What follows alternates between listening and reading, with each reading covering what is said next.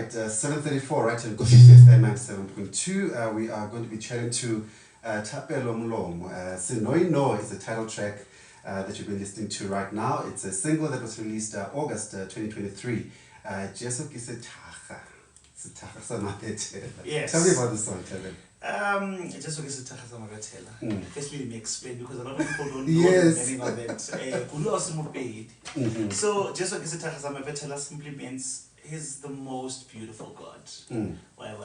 It's just a song about praising God, really telling Him of how beautiful He is, of how wonderful He is. In a nutshell, that's what it means. Yeah. You know, Kisetacha, meaning He's the most cleanest, the most greatest, the most beautiful God. Yes. So in Venda, Kisetacha would mean gentleman, Njinga. Yes, Njinga, something like that. Yeah. Okay, no, that's he good. treats his people like that. Yeah. He's a gentleman. He loves That's us. great. Yeah. That's great. I absolutely love the song. I think, if I need to get a workout proper, quick, fast. Exactly. This is the one. Morning, replace your aerobic song with this With one. this one, you're fresh to you'll go. be good, good to go. Thank you, by the way, for coming. It's been a long time, preparing for this interview. I think I asked you how many months ago? I asked you how many months ago. That's me, actually. It's been long. Everybody who comes in, they'll be like, why haven't you been calling? I'll be like, but why haven't you been asking to come? Exactly. So, but it's good to have you. Thank you very much for joining us this morning on the Rhythm of Praise. This is Kofifi FM 97.2. So we are speaking to Thapelo M. And so those who don't know you, who would you say Thapelo Molomo is? Molomo. Thapelo Molomo. Yeah, I get that a lot actually. Molomo. Thapelo Molomo is a child of God. Yeah. What should I put my professions as well? Okay, a psychologist, a registered counselor rather. Yes. And then a full-time singer. An entrepreneur, a hustler of life. Yeah. But more importantly, a child of God.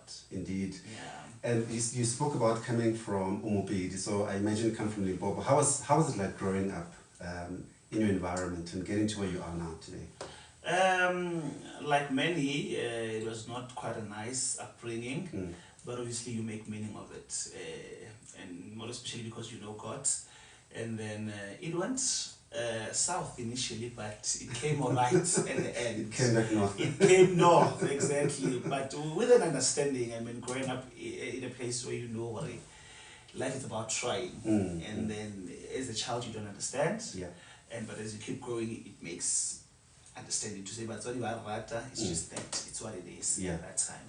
So for me, it was that, and then I grew up very nice, man. I would say I grew up with love more than anything. We might have all the material things, but love was there. Yes. It was more than enough for me. Yeah. And that's so important because all of us would wish to have a stable upbringing, even if you don't have much. Yes.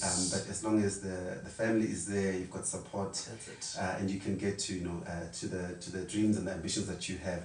And so, how did you end up now being a registered counselor in the almost psychology space? Yes. You worked for SAPS also. How's that all come about? I studied in the University of Venda. Oh, okay. Yes. My hometown. Your hometown, yes. I did my honors there. Yeah. And then I went on to do an internship with the SAPS. Yeah. Then eventually got a permanent post as the psychologist for the SAPS employees. Yeah. Yeah. I mean, how did you even choose that as a career field? Have you left that altogether for music, or is it still happening? Absolutely not. We studied to stay with our qualifications lifetime. I will never leave that. Yes. So I'm still on with it, even though I'm more actively on the music space now. Okay. But I'm still practicing. You're still practicing. Yes. And I mean, I can imagine being a counselor for the SAPS can be a traumatic thing. You're dealing with people that are dealing with a whole host of things, crime, rape, murder. How does your faith assist you in doing that work? It comes a very long way. Being in that space reminds you that any day is tea time, man. Because all the alarming incidences across the country, SAPS members needs to be there. They need to be present. And as much as we are exposed, because I get to a point where I need to be exposed as well. They will call and say, come, there's a shooting somewhere. employees have passed on or members have been exposed to a traumatic incident, you need to be there. You get there, you see all of that. So that for me reminded me that, listen, Thapelo, you must live your life, man, and because you can't confirm tomorrow what it holds. So I think it was just eye-opening for me to be in that space more than anything. But more than also anything, me practicing my profession, I feel more effective in that space because people are exposed with a lot of things, personal, work-related issues. So I feel like my profession is actively exercised in that space. And I mean, so many people, would say, stick to one thing, either do music or do the professional thing on the other side. What's the importance of education and having a career outside of music? It's very important. I always preach that a lot, more especially in where we are as a country, more especially here in South Africa, where we all want to be musicians. I don't want to lie. I would wake up any day and sing. But if you can say wake up at 3 and go to work, it's a bit tough because the heart is not there. It's there, but your purpose, it's music. So I really urge people to, just go and study something and do something beside God-given gift. We believe in it so much, but unfortunately, with the situation where we are as a country, sometimes it's a bit tricky, We all want to explode in terms of our talents, but it's so much limited. So if you go to school, then it becomes better now because at least you have some sort of a flow of income coming on, and you're not frustrated now. The gift, you'll be able to do it so nice, knowing that I don't have to really focus much, even if there's no flow in my gift in terms of finances are concerned. I can still do it passionately, so knowing what I have a day-to-day job that sinking together. No, for sure. And I mean, someone that is aspiring, you mentioned it, everybody wants to be in the music space. It looks glamorous, it looks nice, the spotlight is on you and all of that. What would you say to someone that is looking at it from the outside, thinking, hey, I'll tell you, do a proper research.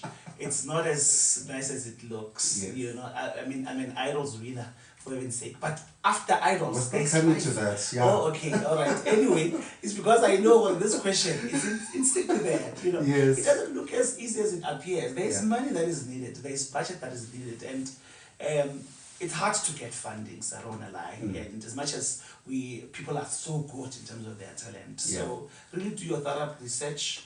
Because South Africa, we support anything that is moving, even though more guys. Why? There's talent, man. And unfortunately, it's always people with great talent that really do not succeed that much in the music industry. So that's the unfortunate thing. So be sure. But do it because that's your gift. It would move feel or it's something. It doesn't matter whether it explodes or not. Just do something. Maybe you'll get right along the way. But should we do it for the explosion? I've never asked anyone this question though. If we should do it for... Should we do it for... it's God's gift to you, right? And every gift, the Bible says, every gift, is perfect. And God will not take it back. Should we be doing that to explode, or should we be doing it for service? Do it for a service. I would say do it for a service. In that way, it won't frustrate you. It won't frustrate you at all. But if you do it for fame and glam, then it will be so frustrating. You'll post a song on Instagram and it gets 4 likes, commit suicide after that because you feel like not sure. It's true. That's the reality. But if you do it for a service, I'm telling you, you wanna enjoy it because you are just exercising what God has given you positively. So so do it for a service. It will work right. It's important, because I think a lot of people, watch this and they watch TV and they look at the album cover, they look at, the posts on Instagram and everywhere, and it looks like, hey, it's happening. This thing is moving, inside, and not knowing there's actually there's a whole, back end of music business that is quite challenging. That's quite. So tell us, you've been on probably the biggest music platform on the continent, Idols. And you won. And I won. And I won amazingly. Amazingly. I'm telling you, I'm still shocked. Wow. And I'm being honest. Yeah. Somebody says it's like you don't believe enough to your gift. No, I do believe it. It's just that you will see, man, or white again. The competitors were so great. Yeah. To a point whereby at some No, point your season, people were singing. They were singers. It was hectic. It was really hectic. And you know, I would even tell them that they don't know this. It's just that this season at Thapelo, you know, that's God's time to say I'm appointing this one to win. Yeah. And there's nothing I can do about it, unfortunately. Even if you got a Gia, Fena, and then no one. Yeah. Anyway, never get it. Just give me money and let's give this guy's contracts and everything. I'm paying Chile, go to that business, and then let them sing. That was me, honestly. But unfortunately, it doesn't work like that. Yeah. I'm a winner, period. So, but for me, that experience was amazing. Yeah. How did you even think? Okay, let me do this, because before that you were a recorded artist, if I remember well, as Thapelo M on the gospel side, and then how did you then decide? Okay, let me try idols. Try idols. How did it come about? I remember some friend of mine actually was going for audition. He was asking for my iPhone. Please take me a video now. Like, man, I'm 30, man, and I know next year I won't have this chance. I've never thought about going to idols. It was my first attempt. Yeah. I was like, I'll let me throw my video. Let's see what it takes. Yeah. And everything built up from there, one by one. And I think it was just the right time. I got in at the very, very, very, very, very right time for me for this thing to work. And it worked 100% for me. And so what's happened since Idols? Life after Idols, a lot has happened. Yeah. Yeah, I got married. You got married? I'm joking. I'm kidding. No, man, opportunities came through. I think the biggest one is for me was to work abroad now, to be a full-time musician on the boat cruise. That for me was the biggest one. And then I did some EPs with Galawa. Okay. And so on, yeah. Yeah. And I mean, people were writing about you being away for 6 months. Yes. What was happening there? Why was the media thinking that something's wrong? Well, they thought I'm a waiter. You know the thing with me, now I do everything. After winning Idols, I went to sell eggs and Archer. Immediately after winning Idols. Yeah. Imagine, I got given a superstar when I to South Africa. Woo, Thapelo. Yeah. And Thapelo says the following day I'm going to sell Archer and eggs on the street, you know. So now I went abroad. Then now they said I'm a waiter. Actually, they said I'm promoted on a cruise. Okay, then I said, no, I don't mind being a waiter. I'm sure you saw that I could do anything anyway. I don't mind. Yeah. But unfortunately, I'm not that. I'm a full-time musician in the cruise. So that's what's up. So they wrote whatever that they wrote. But obviously, I mean, I can't correct everything. So people have been throwing some CVs on my DMs. Please, play manager, please help us. And I'm like, hey guys, I wish, but I'm not. Yeah, so that's I don't have those powers. I don't have those powers. I wouldn't mind to plug you guys and all of that. But no. And so what's been if you can say, the biggest learning for you about the music industry in South Africa? I think for me personally, just focus on yourself, man. As an artist, just do you really, and because unfortunately our industry is so broad to a point whereby not all opportunities are presented to everyone who's an artist, and then the more you are invested in it to think or somebody will pull you up and take you somewhere, then it will frustrate you. As I said, be yourself and just do you. Just take your time. Don't rush anywhere. You will drop that song one day and you will get to the right people. Right. You know? But if it doesn't, just be consistently pushing and be patient with your gift. Hence we said initially, have something to do beside music. So that you don't get frustrated. So that's big. I love it because you're just sobering up the whole hype about the music industry, and I'm also in there. Yes. No, you are there. I'm not sure if I'm there or not. You are there. You are there. Imposter syndrome. That's how we know you. And so, I mean, it's I always want these conversations to be meaningful for our listeners, and so. I would like for them to have the reality of, every sector. I mean, I've got here entrepreneurs that come here, professionals, doctors, lawyers, all kind of people that come here. And so for me, it's important for us to reflect on, where we come from, where we are, and where we still want to go and see ourselves, going. How does that look for you in reflection at the moment? If you look at, where Thapelo Molomo comes from, where he is now, and the future, how does that look? Sure, it looks so good. It looks really, really, really good. From where I'm standing, I can see there is greater light in so many areas. It might not be music, maybe. It might be music, maybe. I don't know, but everything just looks correct from where I am just going. You're content with where? I'm content. Very much content. Very much content. How's a cruise ship? Of course. Waiter on the cruise ship. Being a waiter there. I don't mind. Like, come on. And so for you, I mean, Idols not being a gospel, platform, how did you manage the transition from there into gospel? Flexibility. I was just so much flexible. I was willing to learn. I went there with a learning spirit. I think that's what made me to appreciate the other talents in the competition here in Illinois. I knew that, listen, I don't know much about secular music. They are well experienced, or they know better than I do. So I was not frustrated actually when I get there. I was so relaxed to say, listen, I'm going to learn. If I happen to get out on top 7 or 5, it's fine. I would have done something. Actually getting that golden ticket, actually, it was a move for me. I was like, oh, it means there's something. There's something. Why when I get then we took it from there. So that experience for me was so good, because I've learned to understood that music is broad, man, and one should not corner themselves. As long as it's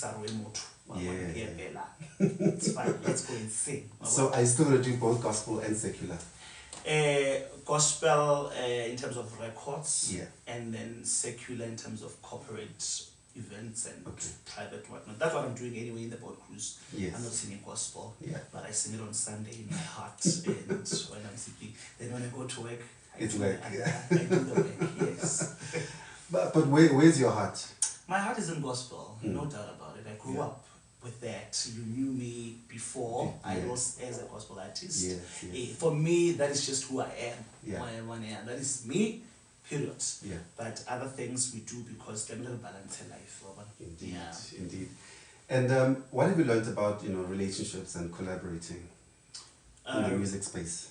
Unfortunately, they go a long way, those ones. You need to be connected with the right people to make it in our music industry. Not really South Africa, but I think as a globe, for you to get a collaboration in America, you must know somebody that knows somebody. So that is very critical. But at the same time, I'll personally look at me. I don't have any connection or whatsoever. A crazy fella that's moving me. Period. So I still believe in that, or God can still uplift you even if you do not have anything. They are important, Jonah. But if God wants to appoint you at any given time, He will do it freely, so with or without connections. I love that because I think it also helps us manage our own expectations as people. So if you go in knowing that you've got limitations, there's a dependability on God, and not just on the talent. I think that's also quite important, because that's where you start to see pride, and once you become big, and then we can barely reach you. And and so I think it's quite important to have that patience of heart to say, I'm waiting for my season, for my time, and God will unlock it at the right time. But it's not an easy thing to do.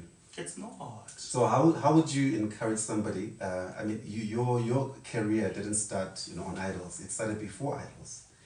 And then just like Hayam Teto, I always like to use him as an example, because he was also a recording artist before that. He was on big platforms before that. Why would anyone think that he would even do a competition and audition and all these kind of things? And so how do you encourage someone that is thinking, hey, I mean, I'm talented, I don't think I need to go through these processes. I'll get there. We're missing on so many opportunities because of depending too much on our talent. So let's loosen up. If there's an opportunity presented to you, be it don't be too big for it. Don't be too big for it, because you'll never know where it'll put you. And it's like you holding on the fact that you've once released a hit song and then now you must be stuck there. Allow yourself to grow and go out there. If there's something that they say it can take you somewhere, just do it. You'll never know where it goes. It takes you. And our 30 minutes is almost done. Can you imagine? Eh? That was fast. It was but I fast. still need 4 hours. Because wow. Yeah, no, for sure, yeah. for sure. And so, what would you say is the biggest achievement for you so far? What are you the most proud of that you've achieved? There's a lot. No, not so Ronnie. There's a lot. One of the most biggest achievement is the fact that I'm alive today. That's an achievement. Yeah. The times that we're living in, for me to sit here, it's an achievement. And also winning the competition, really, because like I said, I looked at it and I was like, I don't think I'll make it, but I did. Yeah. So that's the greatest achievement for me. Yeah. Basically, it's just a lot. I wouldn't pin them one by one, but it's one of those. And so, what's next for you? Music. What's the next big thing? Yeah. Music. Hopefully. Yeah. Hopefully, and life recording. Ha. If the budgets allows. I don't have pressure, guys. You must know. I don't have pressure. Yeah. If the money is there, If then the because money is there. it costs a lot. It does. We all want to, Mm. but when the time is right, definitely I'll do it. Mm. Yeah. And so, how would you classify your sound as a way to wrap up our conversation? I know it's a difficult one. It's a very difficult one, eh? Sure, yeah, it is. It is a difficult one. I don't know yeah, I've never thought about that actually. You just Hey, I gave kind of me a you're very an artist, so yeah, you gave me a good homework. don't ask me. What do you think? I don't know. I mean, I would have said contemporary before idols. I would have never thought you would do something like Sonoino as an example. Yeah. You know? So because you were doing like ballads, kind of gospel and very slow and chilled and showing off your range and everything like that. And then Sonoino, I was just like, okay, took a different direction. Traditional and so you can do it. I can do anything, guys. We're getting my cards for the idols. People get up and like, hey, go work about boys to men. I could do anything. Yeah. But you gave me a very good homework to think about what can I really. Because when you do your live recording, what have you envisioned in terms of a sound or even messaging for that? Lovely. No, I want to get this a homework. Good homework. I'm so happy. I got something. I'm leaving with something here, which is an assignment. So I'm going to work on that properly. Okay, that's good. And what are your last words for our listeners? My last words: keep the faith, trust in the Lord with all your heart, lean not on your own understanding. In all your ways, acknowledge Him, and He will direct your path. That's God. Don't give up. Be patient with yourself. Don't rush yourself, and then it will all work out right in due time. Yeah. Whatever that it is that you're doing, Fantastic. it will work out